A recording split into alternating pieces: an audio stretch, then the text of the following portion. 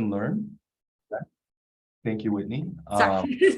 Yeah, no problem. Yes, we will like to record, but I will talk about that a little bit more in a later slide. This is one of our first of a educational session that we are trying out. Today, we are visited by Beacon Hill City Council and El Centro, represented by Maria, Public Health, City of Seattle and King County, 350 Seattle, and the PHPDA, which is us hosting the event today. So thank you so much for joining us. I'm going to go ahead and get to the next slide now. We acknowledge the land on which we are meeting, the ancestral lands of Duwamish, Muckleshoot, and Snoqualmie tribes, and recognize their continued connection to land, water, and community. We honor with gratitude the land itself and the Coast Salish people who are still here today. We recognize the systemic oppression of Indigenous people, enslaved Africans, and other historically exploited people, which has led to the disproportionality in representation and disparities in health of these communities we serve. This is just some housekeeping. Hello, please introduce yourself in the chat with your name, your pronouns, your organization, and your email address so that we could follow up with you for post-event follow-ups. Please mute your mics. Excuse me. Unless you are presenting in a breakout session or engaging in questions and answers, we ask that your mics be muted. We may mute you if necessary. Your visible face on camera and screen is encouraged. What's said here stays here, but what's learned here leaves here. Transparency is critical to providing safe, supportive conversations. We will record this session for review purposes. Presentation slides and recordings will be made available. And please, most importantly, please take care of yourself. Stretch, eat, drink, bio breaks as needed. So that's just some housekeeping. And this is some survey questions that we had drafted for you. And they'll be also presented as a poll that Whitney will just execute. So the first question is, when you are in another neighborhood outside Beacon Hill, is it quieter, noisier, or about the same?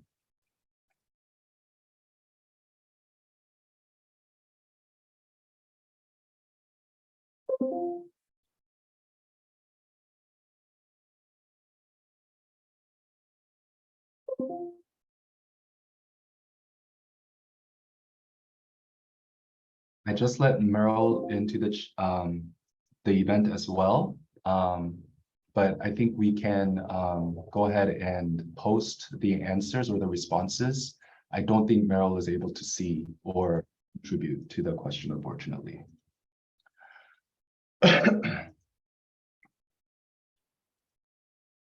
So I believe Whitney shared the results. I don't know it. Hello, Lydia. I'm gonna mute you unless you're able to mute yourself.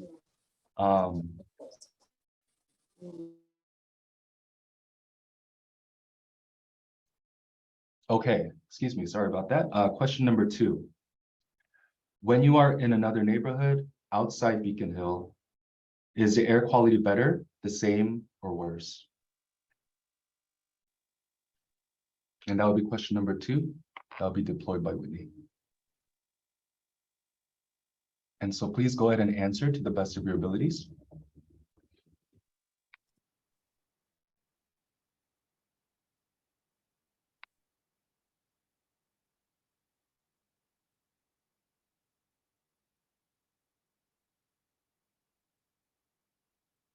We're gonna give it a few more seconds.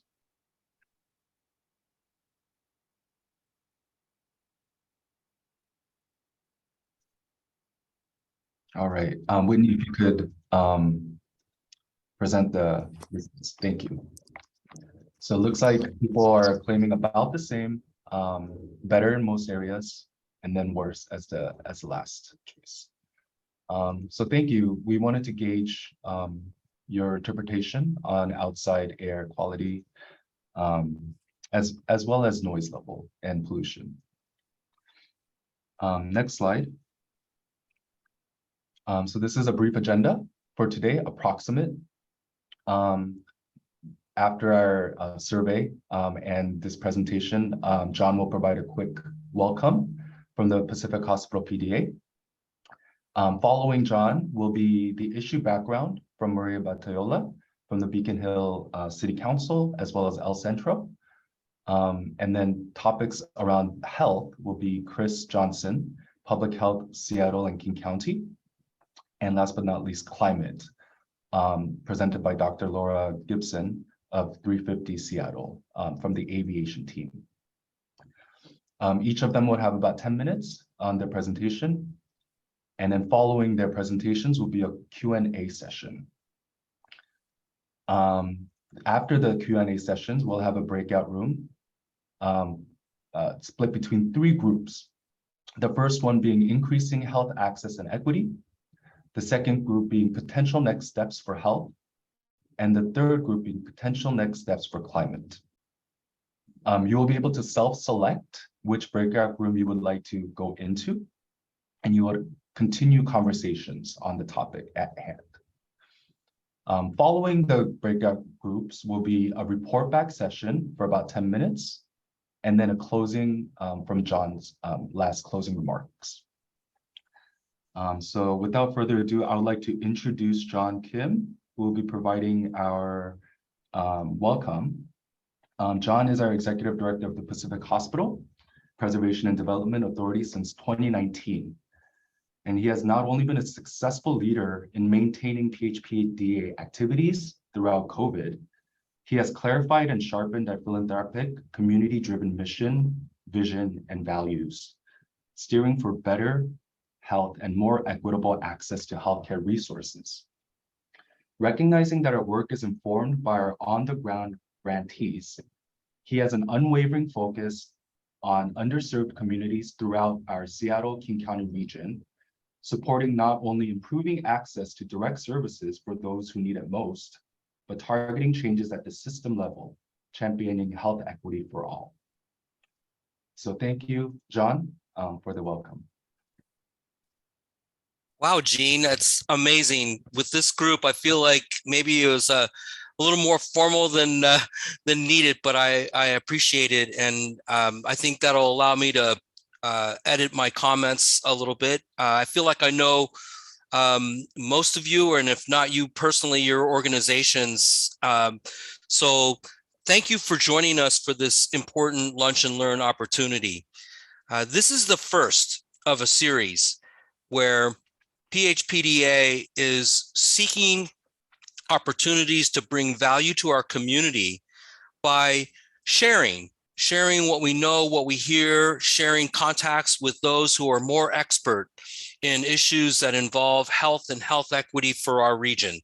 And this is a perfect example and a way for us to kick off this branch of work that we're going to be doing. And so we'll be asking questions into the community about what would be helpful, how we can add value, what people are interested in learning about, and curating and bringing content forward. And so please sign up to be on our newsletter and to receive emails from us, and look for invites from us, because as I said, this is just the beginning, and we are going to be seeking for ways to engage with you and to bring important information into your worlds. Today, we are so lucky to have Maria and Kris and Laura. I'll just be honest with you. I love airplanes. I love them. Since I was like a little kid, I drew pictures of airplanes. I dreamed of being a pilot myself. And my wife will be the first to tell you that it's embarrassing how, you know, something goes flying over the head and I'm squealing and pointing. Honey, that's a Boeing 757. It's in the, you know, whatever, Delta Airlines livery and et cetera, so I can tell you all about it. And I just, I love it. And so The awareness, though, that my great love for seeing these airplanes in the sky has a price never was clearer to me than when the Federal Reserve Bank of San Francisco made a presentation of their heat maps. And what they showed us in the heat maps was patterns of asthma and heart disease. And they overlaid it based on zip codes. And they threw it down and they showed the flight path in and out of SeaTac airport. And it was frightening to see the correlation between the high concentration of disease zip code and the pattern of flights coming into a busy airport. And that's when I learned that even though I was excited to see the airplanes when I first arrived at the PHPDA campus and looked up in the sky, at peak travel times, every 90 seconds, there is a jet flying down the spine, headed into SeaTac, and it is so close that I can practically count the rivets on the bottom of the airplane. And like I said, it comes with a cost.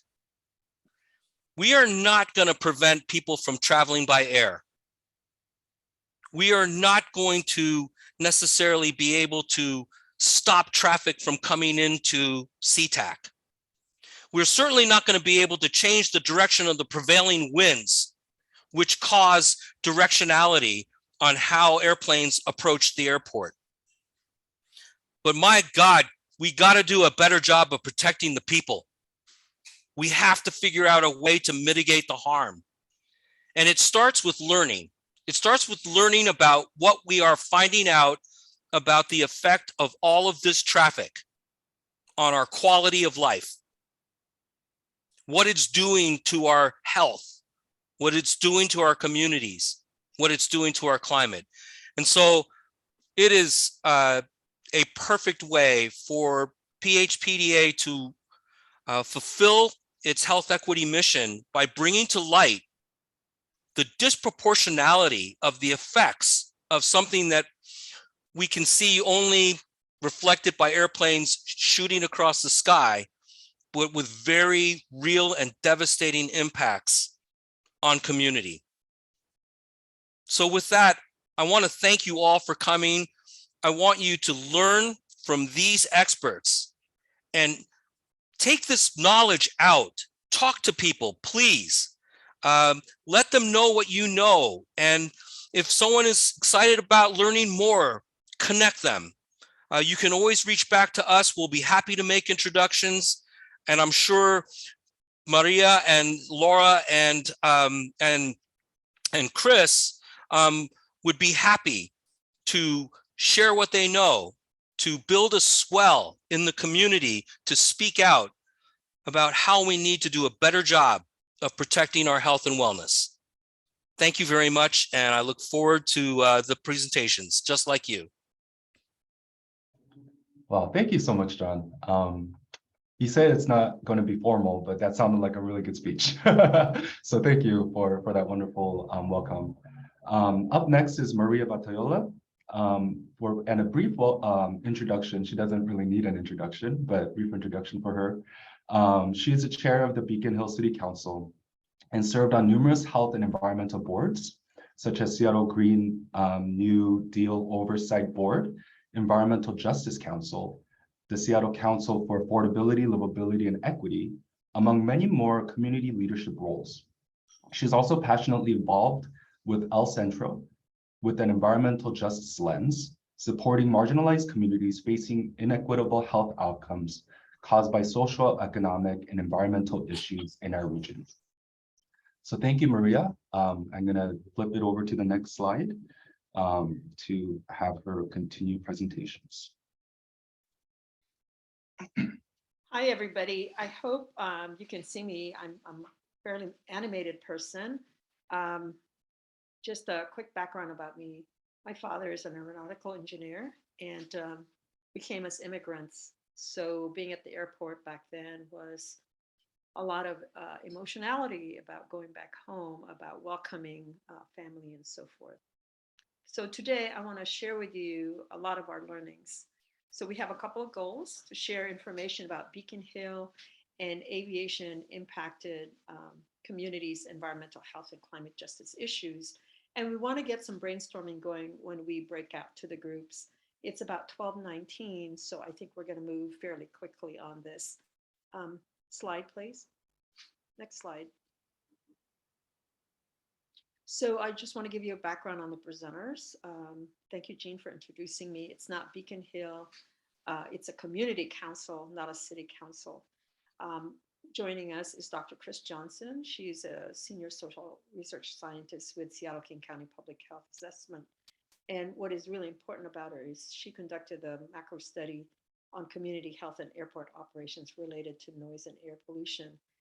This was required by Washington law, House Bill 1109.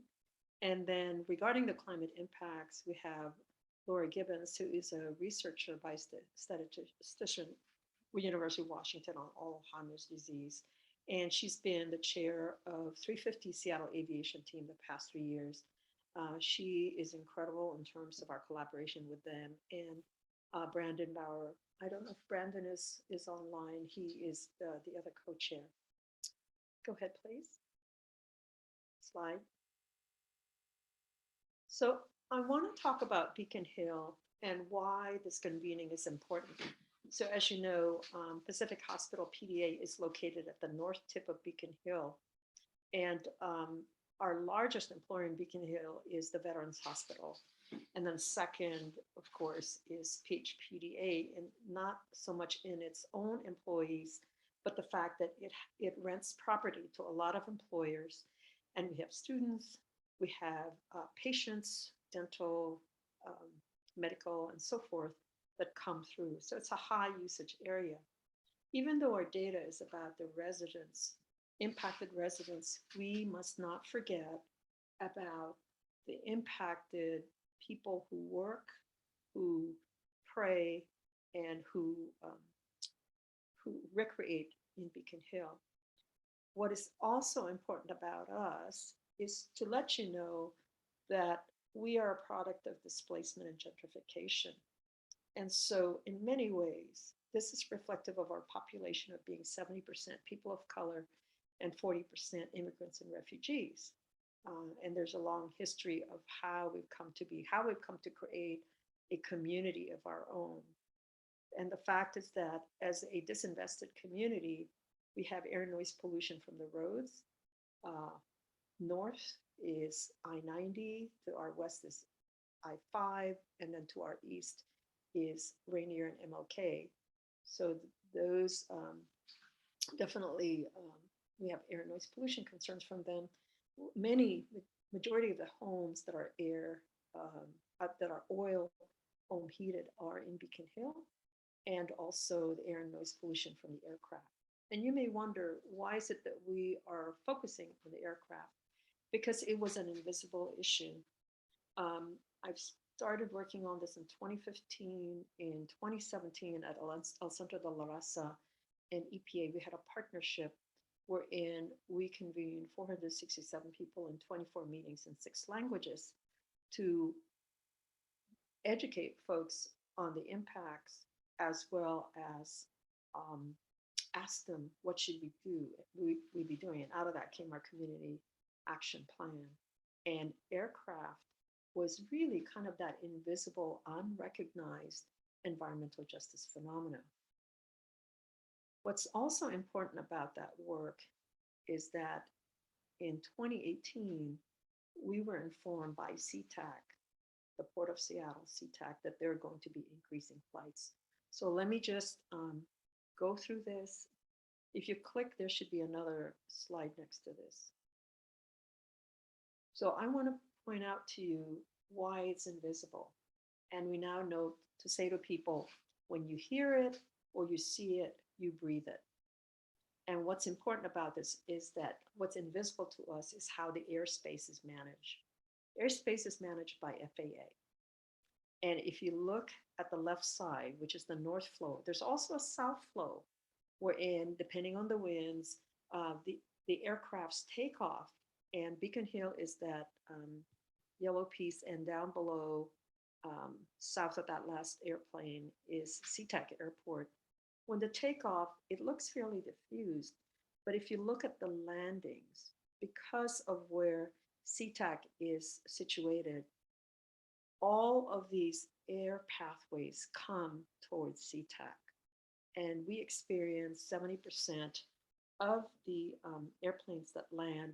And because we are a MESA, we're high up, sometimes they fly as low as 2,000 feet. Next slide, please.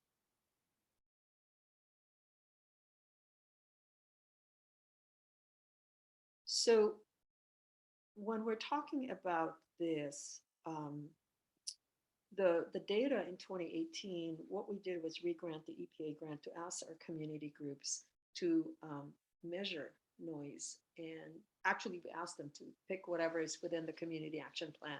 And all 3 projects from community measured noise, and I think a couple of them. So the first one, which was on Jefferson Park, we had Beacon Arts. They did a project wherein they measured noise, and they would record 2 recorders, 1 measurement, noise measurement person, and an artist drawing on a large board how a template of the airplanes. And that was the first time we had a visual on how many flights we were getting. So the airplanes were flying between 90 and 180 seconds from 70 to 90 decibels. The World Health Organization standard is 55 decibels during the day and 45 at night. And then we had another group, the Beacon Hill Noise Measurement Team.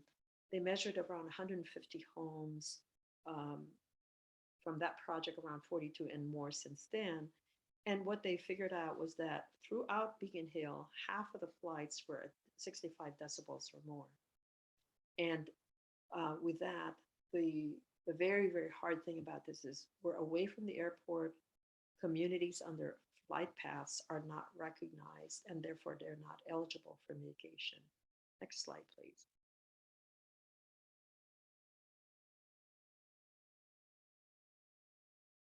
So originally in 2018, when SeaTac told us they were going to increase the flights, what we were thinking of is, okay, no added harm. And since then, they have delayed to the point that it was supposed to drop this beginning of this year. So we changed our campaign to fix the current harm, and SeaTac has continued to delay. So what you're seeing in front of you is same as the other one, is from the SeaTac Airport. This is a chart that it talks about how SeaTac growth is tied to regional growth. And if you look at 2017 and 2014 respectively, we're looking at going from 46.9 million passengers to 66 million passengers. And when we're talking about air cargo, we're talking about tripling air cargo and doubling international flights. If you can click the next portion, please. So what we know is that prior to COVID, SeaTac was already running 450,000 flights, operations. That means takeoffs and landings. And the trajectory is that by 2034, it's going to go to 540,000 flights. But what we know is that with COVID, it went down. We experienced silence. People communicated in different ways. They didn't have to travel. And now it's really coming back quite quickly. The plan to accommodate these flights is to expand a small airport, Everett Airport, Painfield, to expand SeaTac Airport and to build a new airport, which is going to take 20 years. So what that means is that SeaTac will be taking on majority or the brunt of the increase in flights. Next slide, please. So when we're talking about fix the current harm, we're actually talking about 5 harms to our health, because of the air pollution, the noise pollution, fixing the harm because of the climate. So my colleagues are going to present on that. And then there's two more. One is, what is the equity impact? What you and I know is that vulnerable communities that who already have very, very poor social determinants are going to be impacted harder and faster. And we saw this with COVID. So we're talking about Beacon Hill, which has 40,000 residents.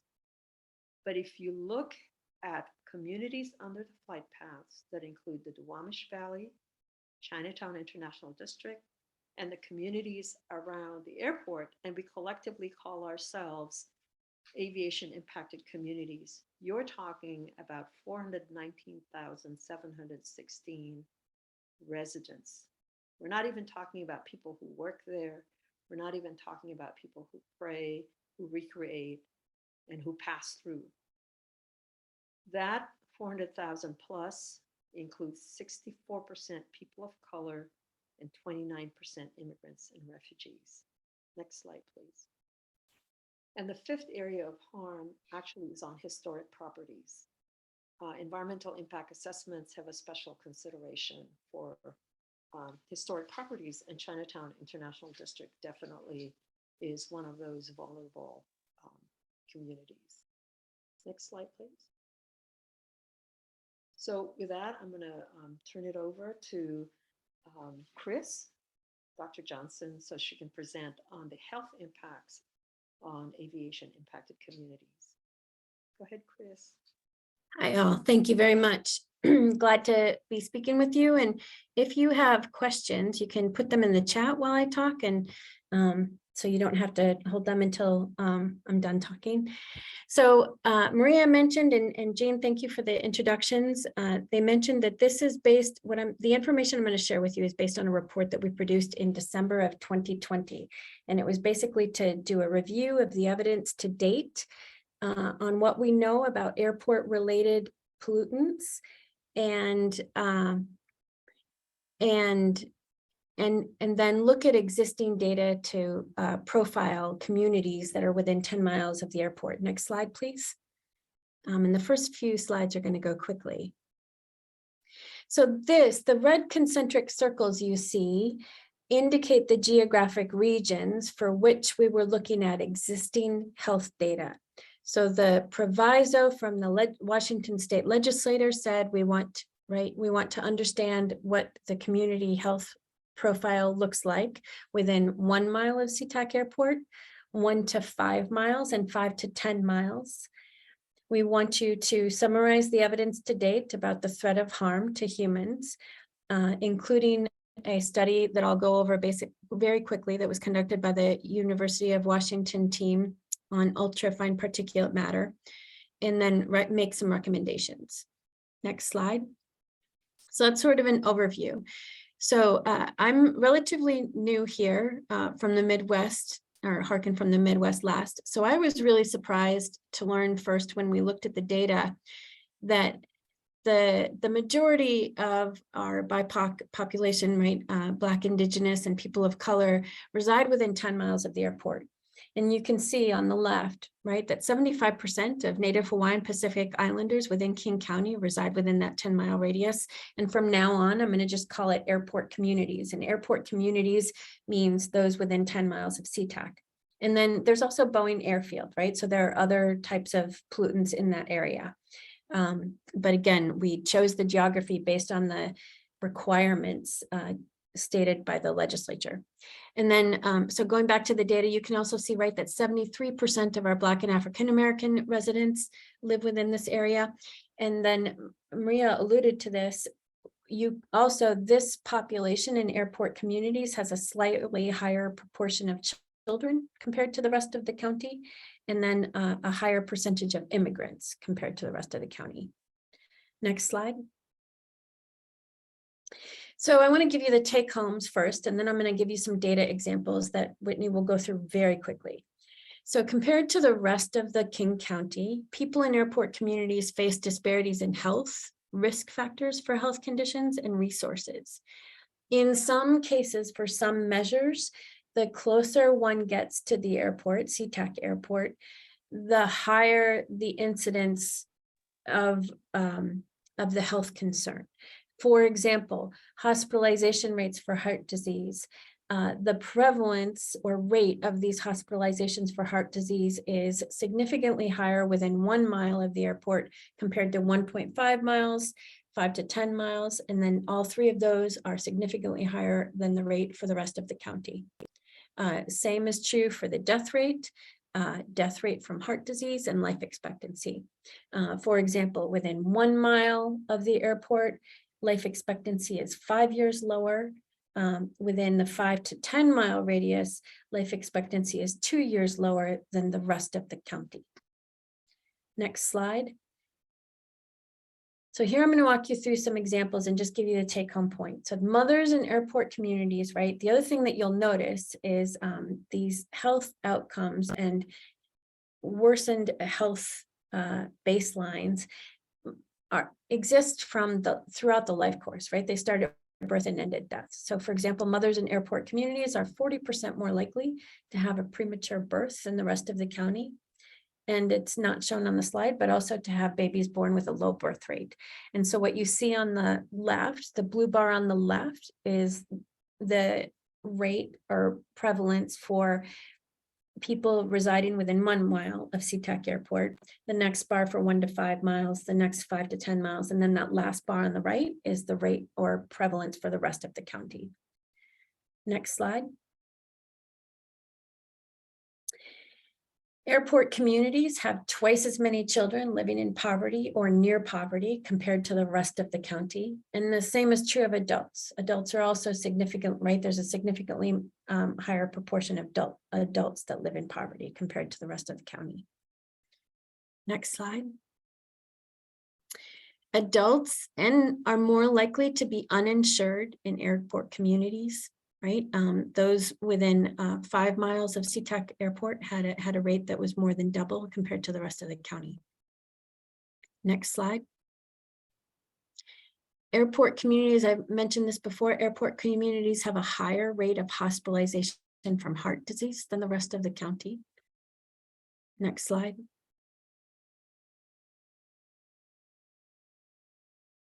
They also have a higher rate of hospitalization from stroke.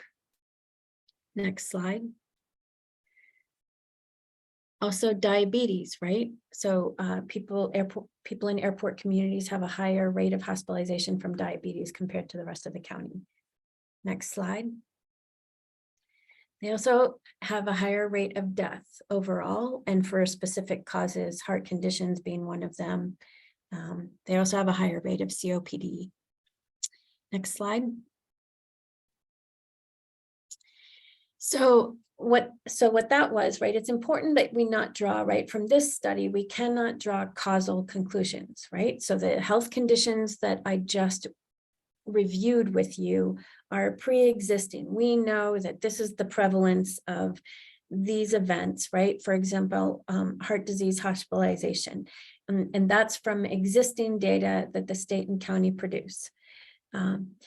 So again, the focus of that study was just to review data. We cannot link it to any causal harm.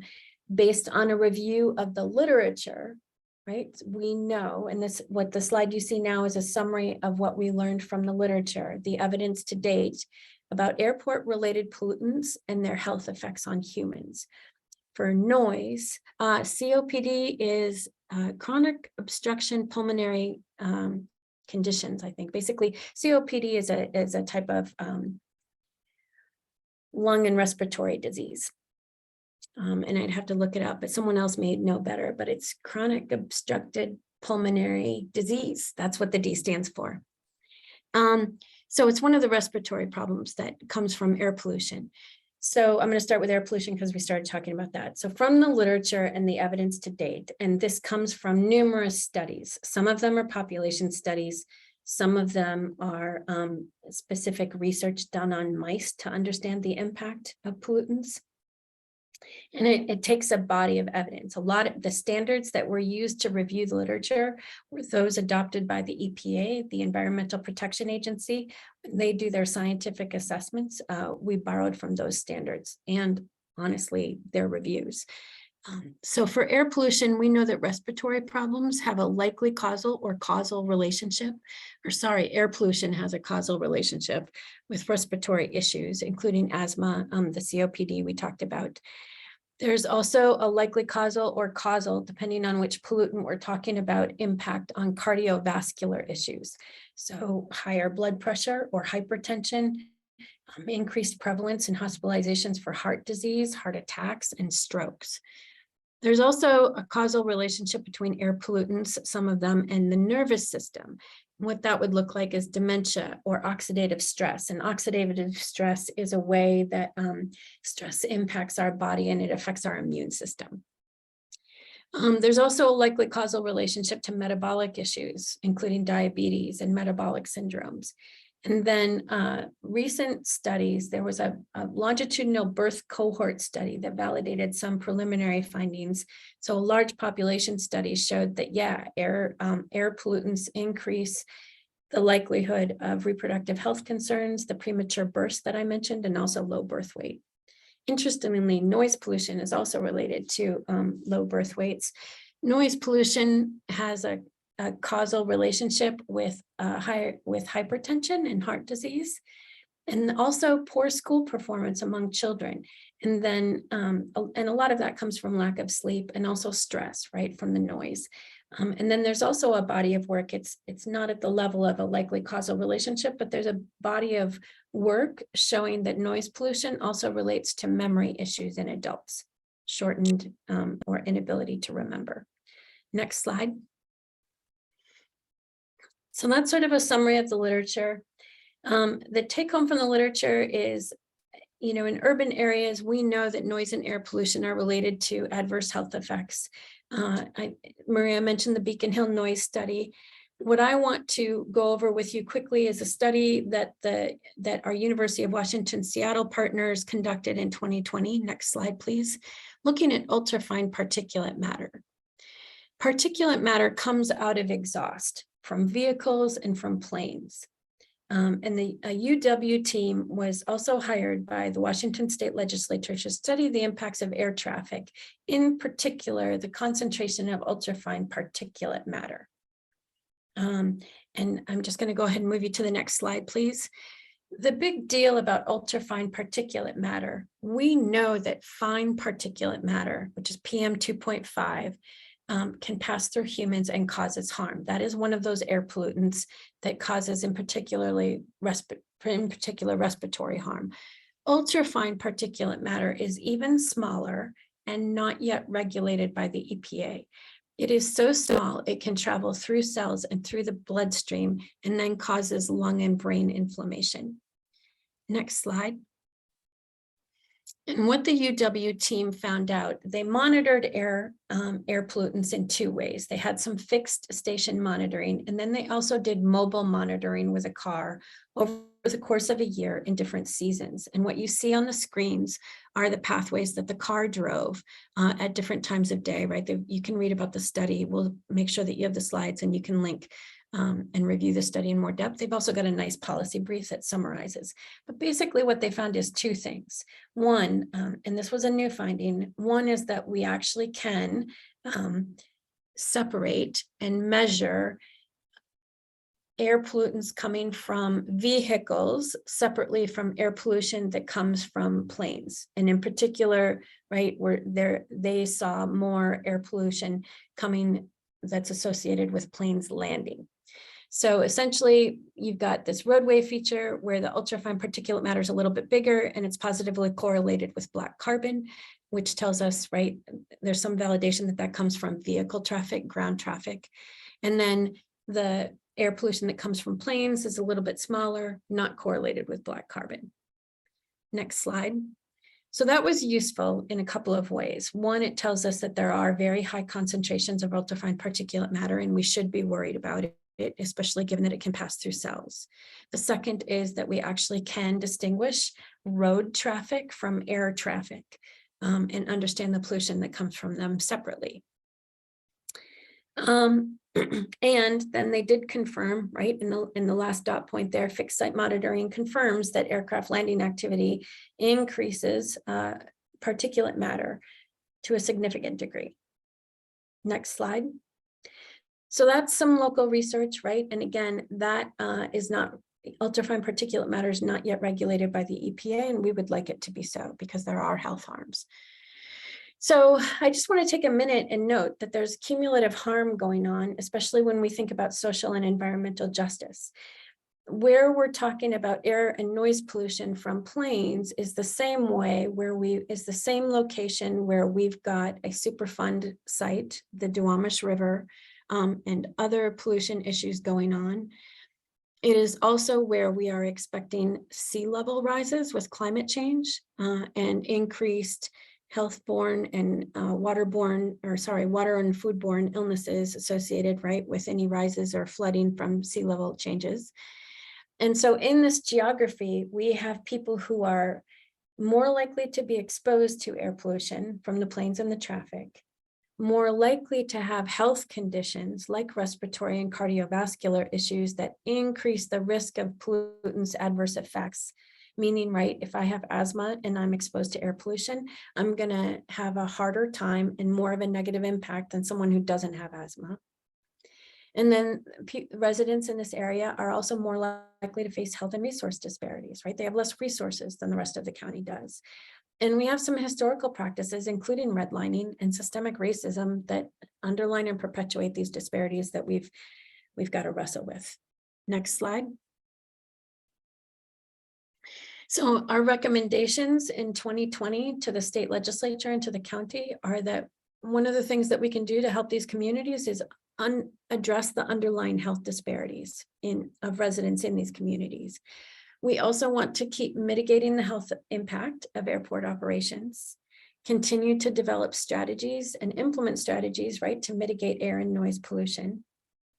We need to watch and implement the new technologies that help measure exposure and help us understand levels of exposure. So we keep going for the systemic monitoring of air and noise pollution while we try and mitigate its impact, and then continue to support research to address the gaps in knowledge. These are very general recommendations. They're general recommendations because it's going to take partnerships in order to achieve all of them, right? We need the county, the state, and the federal government to take action if we're going to, in partnership with community, right? If we're going to make progress on this up front. And then I'm going to take a look at your questions and pass it off to Laura.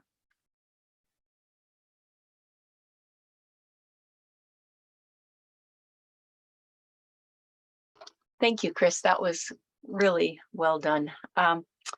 I am from the 350 Seattle Aviation team. Next slide, please.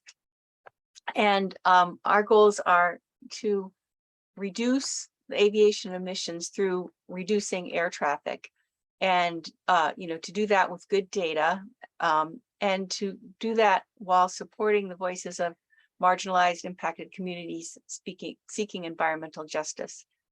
Next slide. Aviation is the fastest growing source of climate pollution, both globally and locally. Globally, air travel has tripled since 1990 and is on pace to triple again by 2050. Locally, aviation was 42% of Seattle's carbon emissions as of 2018, and the aviation emissions increased over 40% between 2008 and 2018. We don't have post-COVID data yet. Next slide, please. When you look at the transportation emissions in Seattle, the good news is that gasoline and diesel emissions reduced slightly over the past decade, despite the fact that we have more people living here because vehicles are getting more fuel efficient. But with jet fuel emissions growing at 40%, then that more than cancels out all the other gains that we are making in addressing the climate crisis. Next slide, please. I'd like to do an important technical aside. The previous facts were about carbon emissions. Can the next slide, please? But airplanes also emit nitrous oxide and cause the contrail cirrus clouds. And the net warming effect of these two factors causes twice as much warming as the carbon dioxide emissions alone. This additional effect is called radiative forcing, and it means that if we want to get the total warming effect from aviation greenhouse gas emissions, we have to multiply the carbon estimate by 3. Next slide.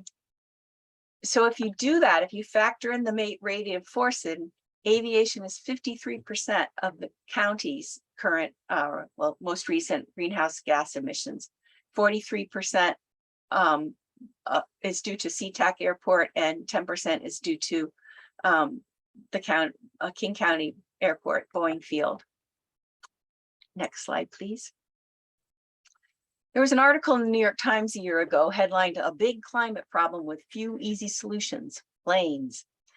And an aviation policy expert at the International Transport Forum was quoted as saying, "It's a hard to abate sector. It will always emit some carbon."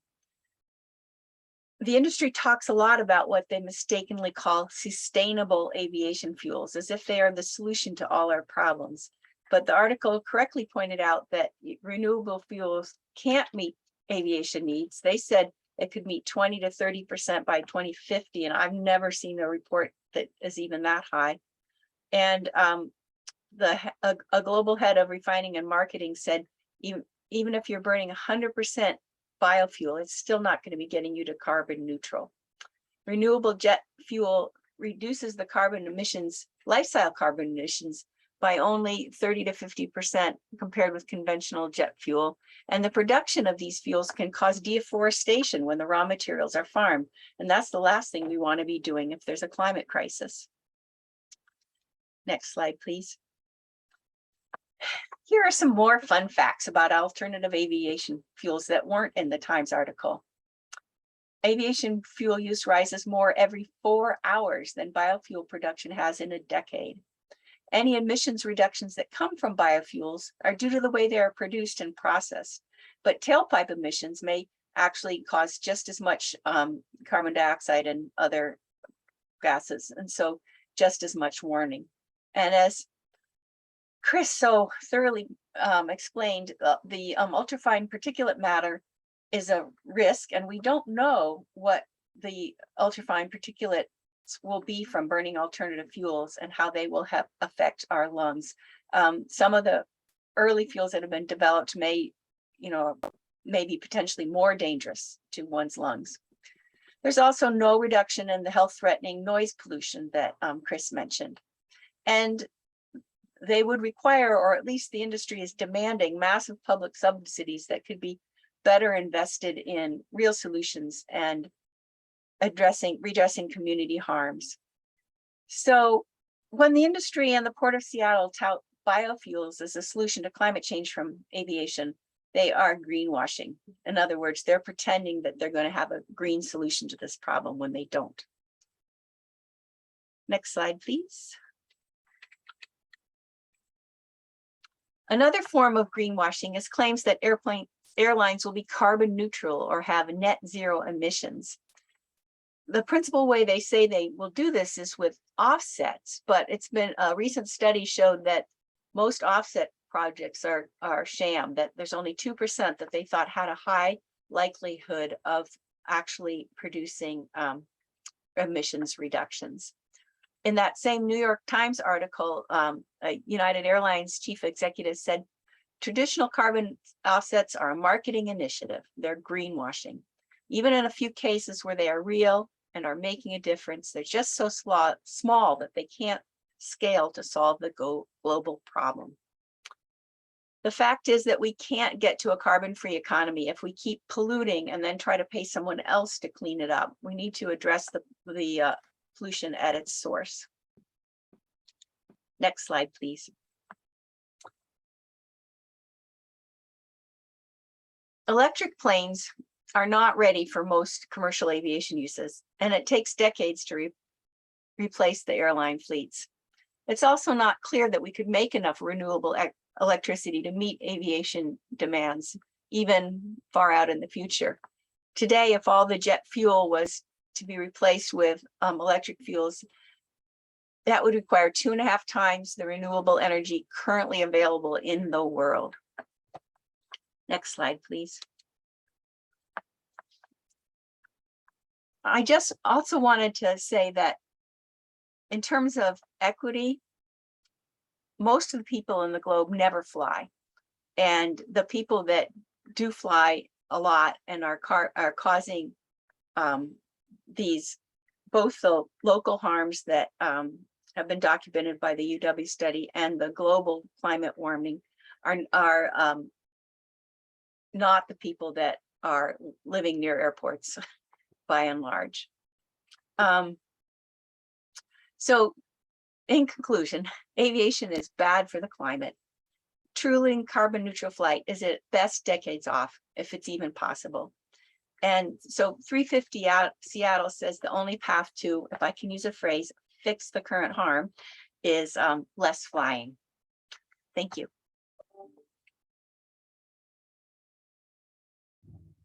Thank you so much, all of you, Laura, Kris, Maria, John, for providing the space and the topic on hand. Next, we will be going into questions and answers for about 15 minutes. So if you have any questions, please feel free to jot them down in the chat or unmute yourself if you feel comfortable in doing so. Jean, Yes. it's about 12:55. I'm going to recommend that we see if we can do the Q&A, and because we're a small group, to go ahead and just have one group rather than breaking out into 3 different groups. Absolutely. Thank you. Mhm. If you can take down the slide, please, so we can see everybody. Yep.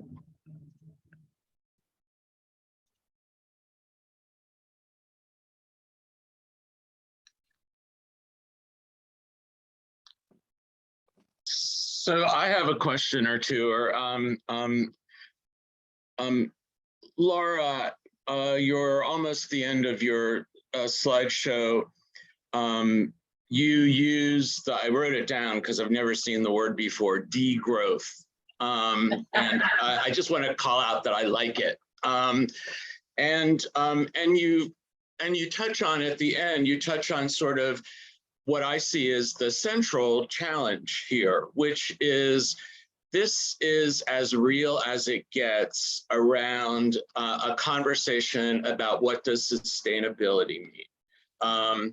And I don't want to lecture, so I won't. So I want to ask a specific question of any of the 4 of you, which is, do any of these models for the increase in both passenger and freight take into account predicted or expected changes in the ground transportation environment so that relatively more people would travel by rail or bus or whatever for, say, to Portland or to Vancouver, BC, even to Spokane, although I know that's a bigger deal. So that's my question for now.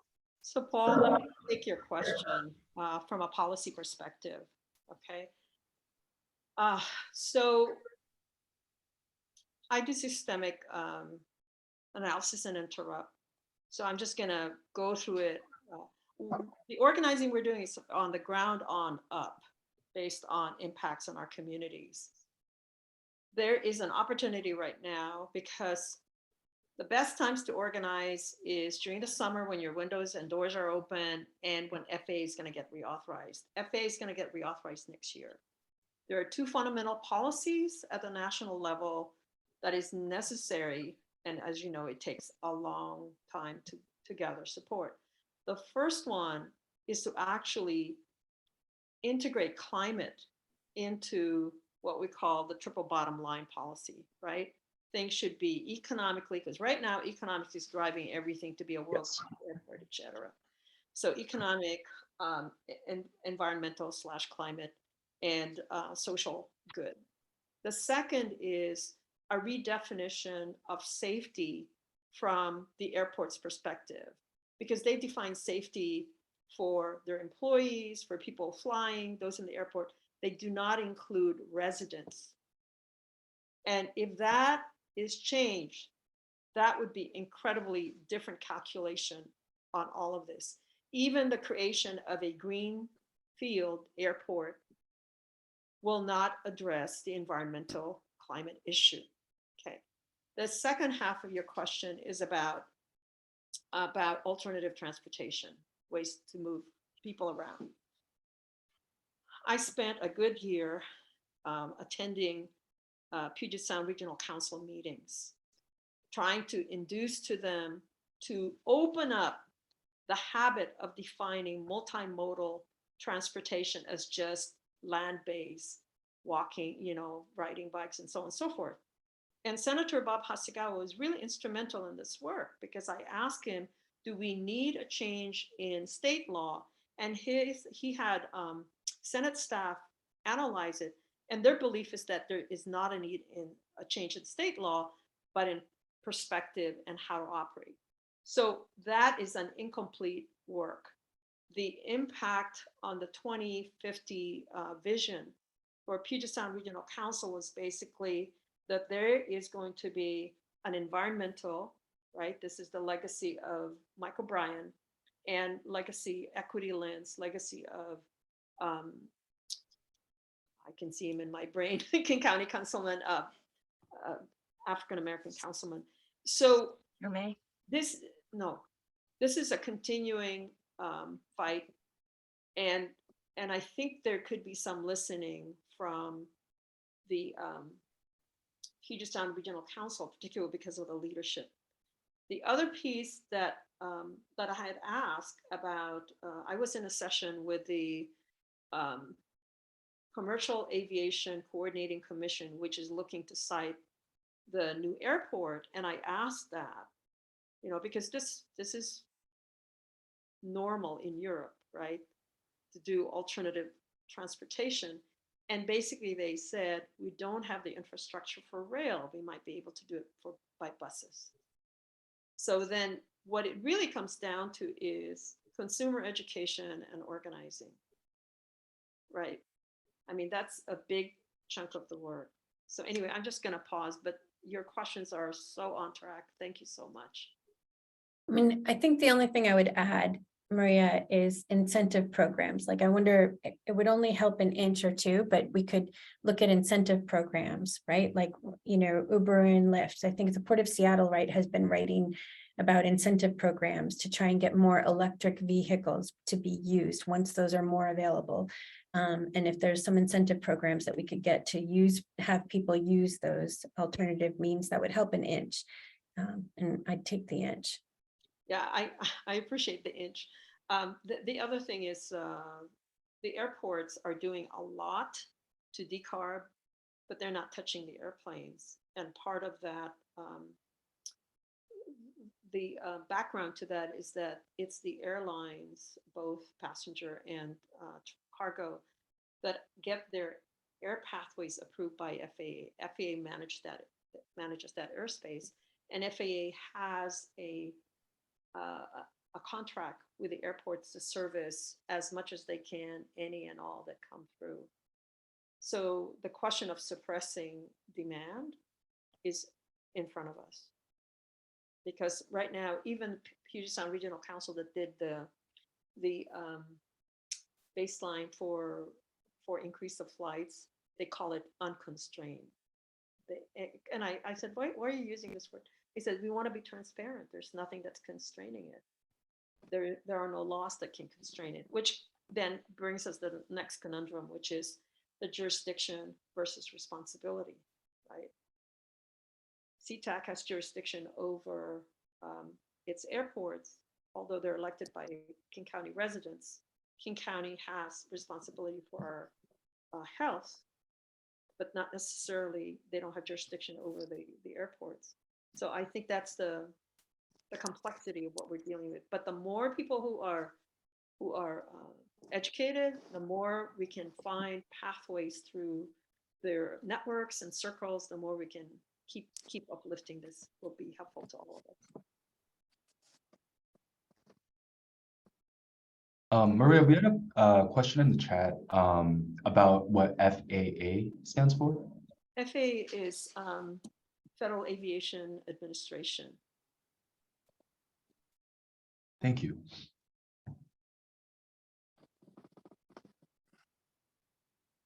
I have a question, but it's going to be a pivot question, different from policy. I'm wondering if there's any info or data or research done on how it impacts urban agriculture and food. I'm wondering if it impacts our plant life in some ways, and soil even, and the health impacts from that. So if any of you could answer that, that would be great. I'm going to open the door for Laura, but before I open the door, that is an issue of concern. There's a study that I think Dr. Troy Bell is looking in terms of, what elements are coming down to the food. So they're doing leaf and moss studies. But the other really big piece is heat. So Laura, if you don't mind, I'll put that issue to you. I'm not sure what I have to contribute to that Okay. particular question. I'll talk about it then. So there is a very, very, very big concern about food access sustainability, and it's hitting our farm workers. The temperatures are so much hotter. It's a health issue for them, and when they can't work, aside from the cost to them individually and to their families, when they can't work, food prices will go up. We're already at a place of inflation. And so you've got that. And then the rising seas on the periphery in the Washington state are a threat to our Native Americans, some of our who are located. So the heat factor is really getting exacerbated. And we always say, listen to the science and do the math. I don't think people are doing the math. No, and it's all very disjoint, that like the Port of Seattle, they run SeaTac Airport. They have set very ambitious goals for how much carbon reduction they're going to get from the airplanes by 2030, 2040, and 2050. But they don't do a thing about it. They continue to try to run these campaigns to increase tourism and stuff like that. Yeah. And I had the same reaction to Paul's question about, what could be met by other modes of transportation. Well, they're not increasing rail transportation. It's like it's not coordinated. Everybody says at the county, at the state, at the federal, city, these are our goals, but then they don't make their policy consistent with those goals.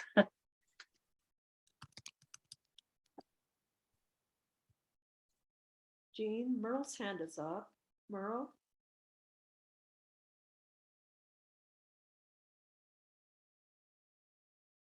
See a beautiful cat as well. I see that you also muted yourself. I guess you can hear me now. Yes. No, you're muted again, Merle.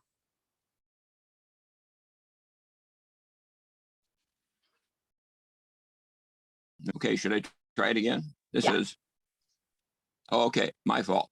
Hey, the other flip side of a study that the UW has done is to find that for the Washington State Legislature that they find it should be useful that the schools downwind of SeaTac should have air filters. That meaning that they've found substantial amount of ultrafine particles to actually warrant putting in these air filters. Now, my thinking on this is if we're going to expand the airport, I'm definitely in favor of reducing the amount of traffic, or stop flying, but to even put it into a mode where it shouldn't expand any further would be useful, because we're seeing that there perhaps isn't enough that the port is doing to mitigate things, and that should be reflected in maybe higher prices to frequent flyers, the ability to put in less polluting type things before you have a impact study. So if you're going to put in biofuels, are those biofuels going to be contributing more to the difficulties for students to study or to remain healthful in their outdoor activities? Should we really demand that before we have an expansion of the number of flights that come out of SeaTac, that we have an impact study that reflects on the amount of health of the people around the 10-mile limit of the flight paths. I think that we have had progress with UW studies on ultrafine particulates, but we need to find out how much of that is even due to the efficiency of the turboplanes right now. That Boeing keeps trying to increase the mileage per gallon. And is that creating more ultrafine particulate matters than previously? There needs to be some stoppage of the growth, at least of SeaTac, to the extent that the port doesn't mitigate things, or at least do impact studies that show the true depth of harm that's being done to the surrounding communities.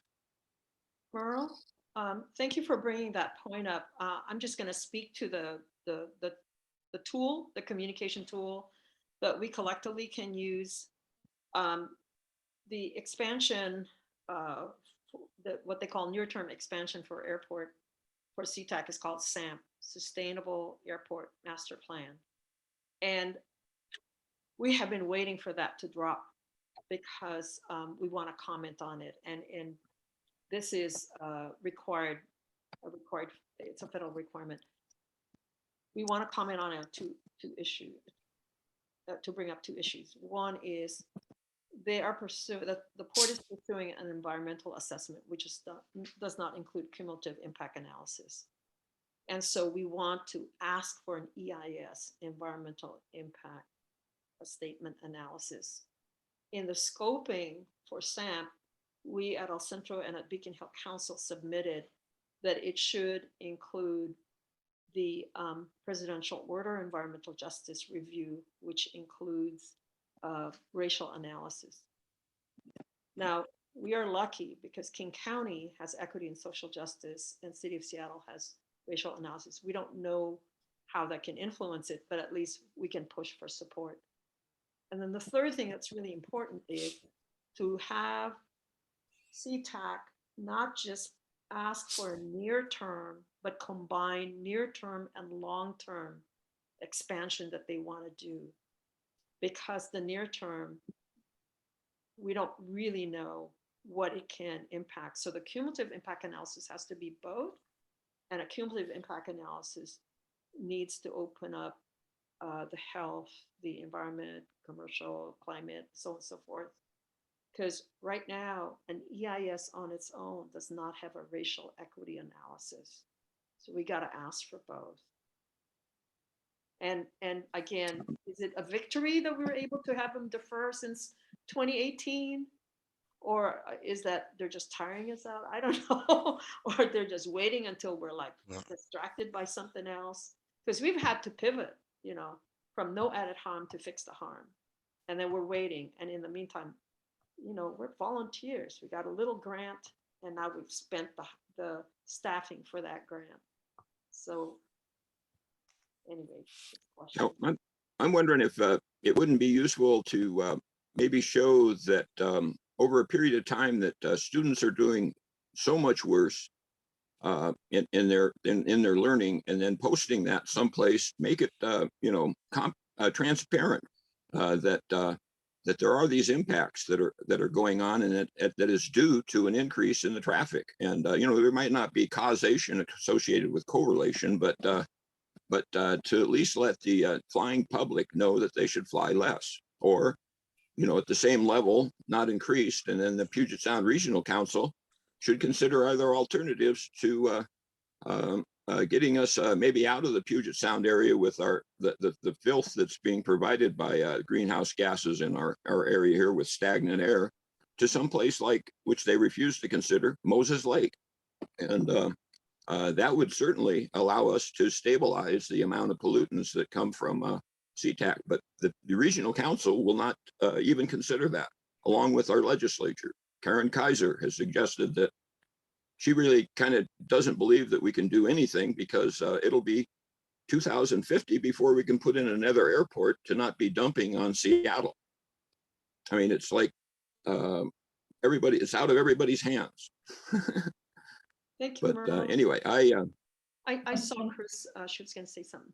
No, thank you. And thanks, Merle and Maria. And you also said HEPA portable air filters. And that reminded me, the other thing we could ask of the Port of Seattle, the Port of Seattle can apply for Federal Improvement Program funds, FIP. There's a website, and they've done this before to create, like, I think they some green spaces in Tequila or Burien, right? The cities could apply. I think the big thing about the federal improvement programs is that's a mechanism by which we could get more money for more HEPA portable air filters. Because really, even in a small home, you need 2 portable air filters. And I'm so glad you mentioned the school studies, Merle, because those studies actually showed that having a portable air filter in the space does improve air quality. And that matters. So we need HEPA filters in all of the classrooms and in all the residences and any other community spaces, the community centers, childcare centers. We're going to need HEPA portable air filters in bulk. Yeah. And that still doesn't address noise. The noise is something like 250,000 to insulate one home. And from the larger big picture of FAA giving input, one of the thoughts that we've had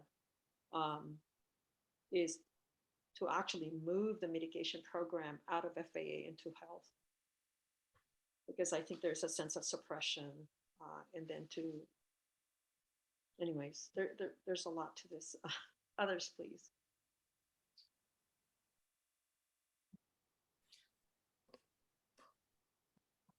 So we're on track. It's 1:16 to really start thinking about, I guess we can focus the time. How does one increase health access?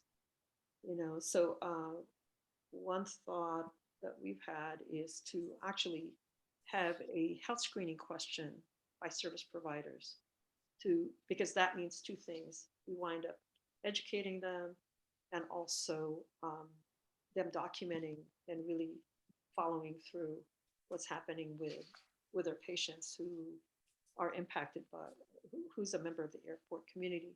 And then the question is, how do we get the health system to be more sensitive to this? Because at the end of the day, it's about money.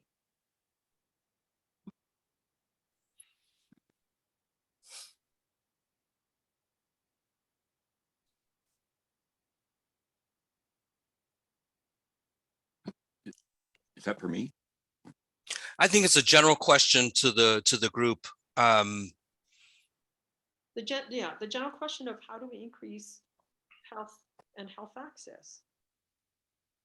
I'm having a hard time hearing. The one speaker right now doesn't have her volume up enough. I don't believe. But,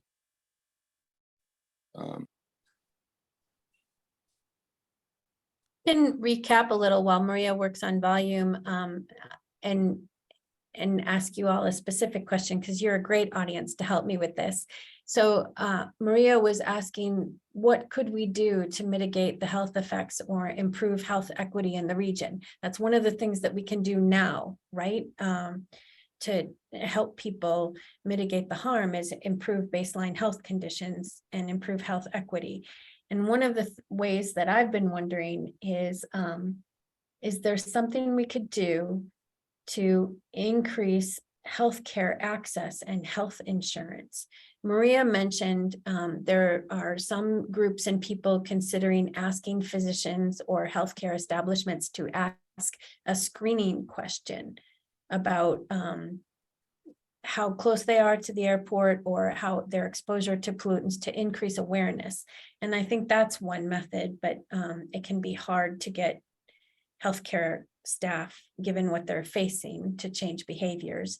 And I'm wondering, do we really understand well? I've heard some people say that we understand why people don't have health insurance and there's not much more that we can do about it. And I'm wondering if that's true, because the other thought, so Maria mentioned a screening question to make sure that people have the knowledge and know resources that are available to them.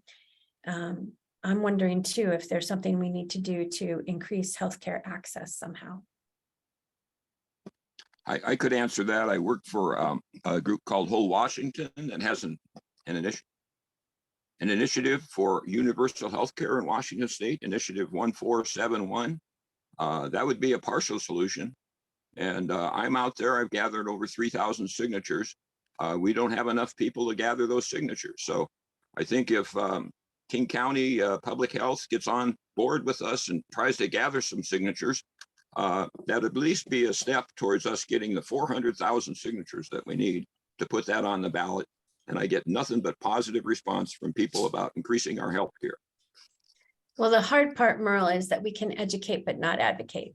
So, but I'm on board with educating about how important healthcare is.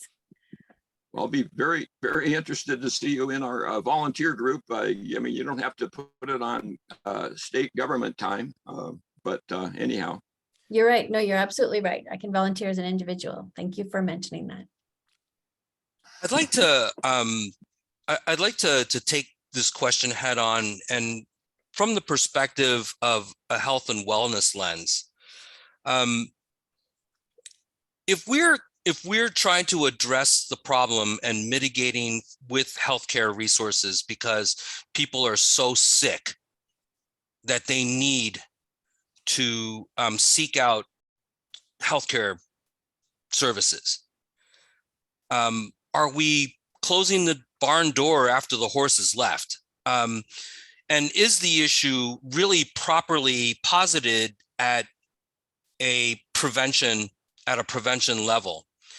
Because the healthcare system responds to illness and trauma, and is poor at building prevention, right? To create wellness that prevents people from having to come in and actually utilize the services. And this is not unique to this particular problem. But is this the time to find the advocacy or to make the policy change where it is about preventing? So the cost of soundproofing one house, but if it protects 8 people inside the house and we don't have the downstream harm as a result of them being exposed on a constant basis to unhealthy levels of noise, if we have the ability to insulate homes from the ultrafine particulates with better windows and better insulations or air handling systems or those kinds of things, and it prevents COPD or more severe disease downstream, the savings in the system could be experienced, but it's just that there's no way. You're just pushing, you're squeezing the balloon at one end and it's popping up someplace else. And so how do we tie into the social determinants type conversations and deal with the factors as opposed to waiting, right? Because, and by the way, and I'm going to say this when we close out, the best thing that I heard about today is that this is a massive problem and it's really complicated. And there is no one solution, and it's not picking one or the other. There's no binary here. We have to do little pieces of all of them. And we all have to be aware of what the others are doing so that we don't get picked off one by one. I'll get off my soapbox. Mm-hmm.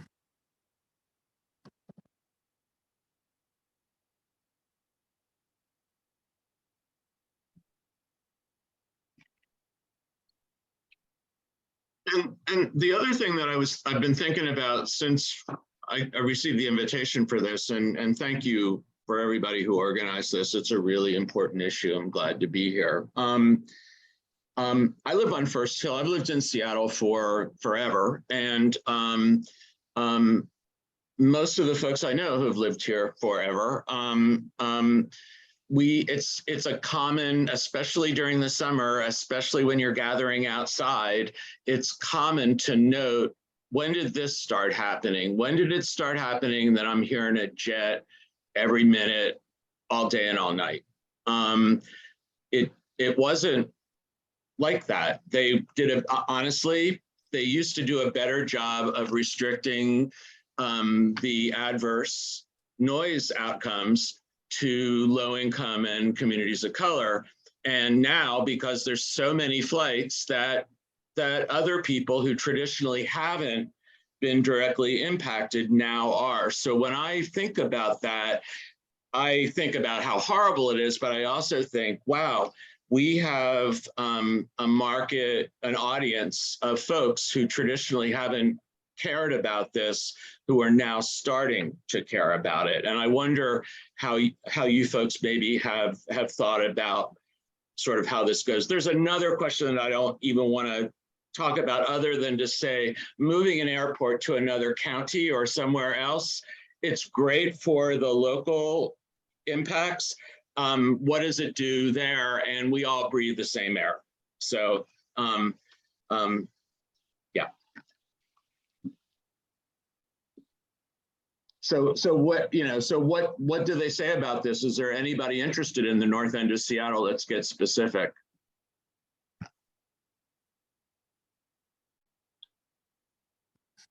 Maria, I believe you're muted. Apologies. Paul, we at Beacon Hill Council and Centro de la Raza are happy to share our knowledge. We are volunteers and open up pathways, be it neighborhood councils, whatever you guys can open up, we will show up. And this session was videotaped. So we can extract the health, just in case, you know what I mean? We're able to do this presentation. But I think the other piece that I want to let you guys know is El Centro is sponsoring, I believe it's Saturday, October 15, a session on updating our community action plan. We have done a lot. We've had a lot of victories, which are invisible because these are structural kinds of issues. And again, more than just letting you know, we're available to present. We want this information out there.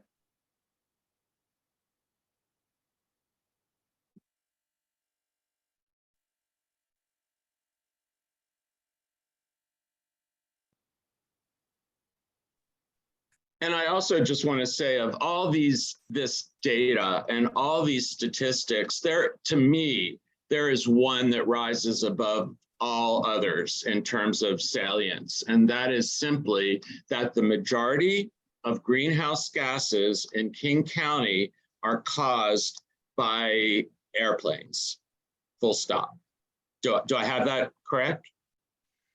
Yes, you have that, Paul. And one of our victories is actually only last year getting the King County Climate Strategic Climate Action Plan to include aircraft emissions for the very first time. So 3 of us, I believe, are on this call, are on the King County Joint Aircraft Task Force. And what we're trying to do there is get what we know legitimized and publicized by government to say, this is how much that's going out there. And part of our job is being able to look at the efficacy, the effectiveness of various strategies and tactics that are being proposed to reduce greenhouse gases. And the hope is that that report is going to be into council by June of next year. Mm-hmm. I think that should open up the larger conversation, because right now there's a lot of advocacy, but you know, as it is, it's when business, government, and community advocates come together, that's when change happens. So thank you. Laura, you have a question. Is it planes or airports? Lots of ground traffic tied to airports. Oh, yeah, I is- was just going to put my answer in the chat since we're almost out of time. But if you can also just say it. Oh, okay. Yes, the greenhouse gases from the actual fuel that's pumped at the airport far outweigh the what are called scope 1 and scope 2 emissions from airport operations and people getting to and from the airport. So here's another factoid. The port also runs the cruises, you know, the waterways for the cruises. I saw a factoid that the cruises cumulatively prompt something like 100,000 flights because people have to come in and leave.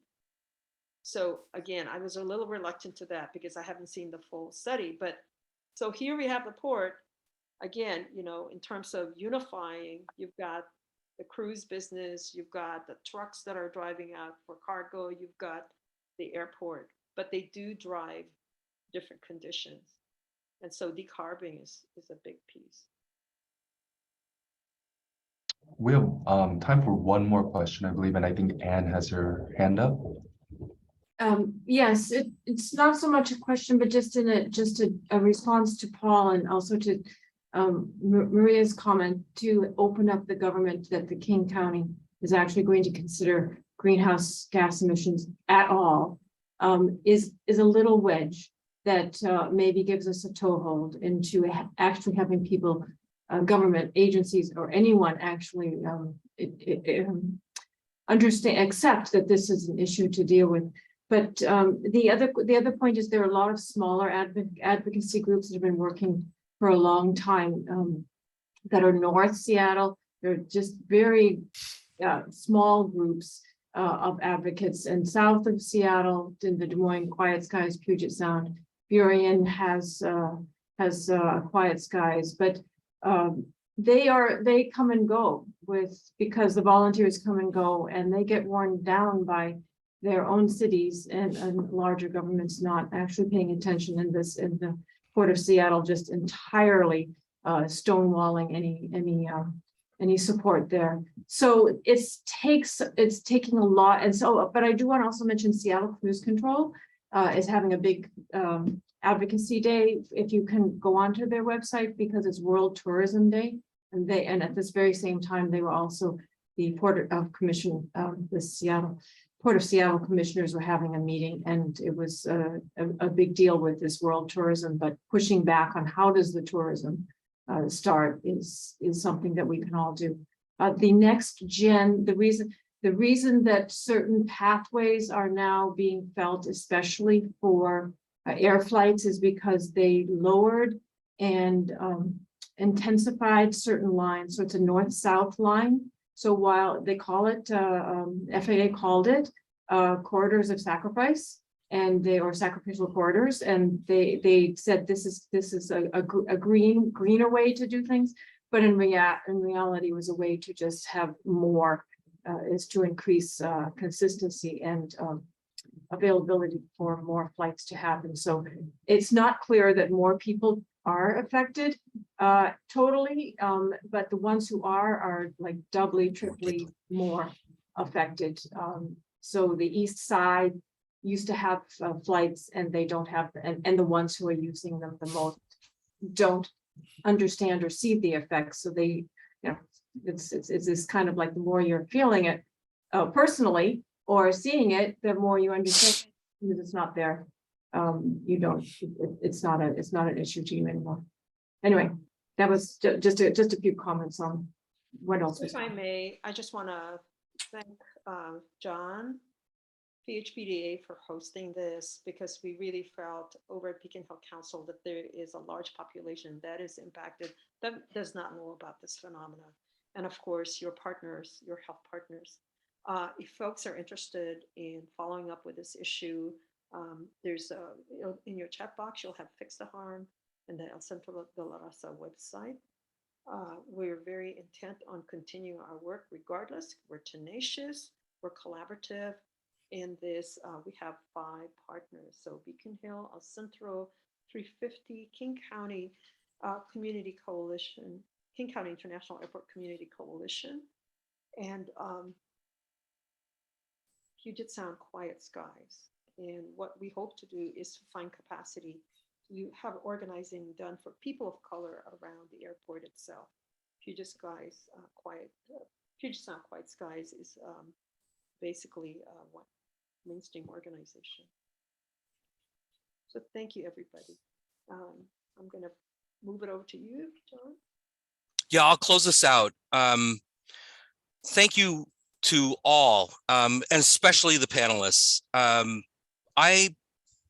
I have to say, my reflection on this is that this is the classic problem of the commons. And it's really too easy to pick people apart and separate them out and prevent the collective from taking strength. It's a big, powerful,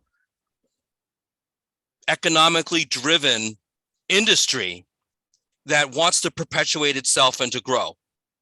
And it will divide and conquer, but only if we allow it to happen. And by raising our voices and raising awareness and bringing people together and recognizing that you may be coming at it from a climate perspective, you may be coming at it from a public health perspective, you may be sick as hell and coming at it from an individual perspective, but it's the same problem.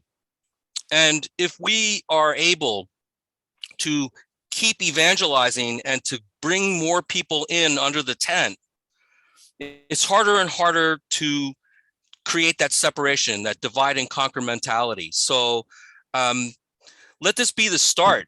And as we think about this and as we share this out with others, let's try to get more allies. Let's get them in there.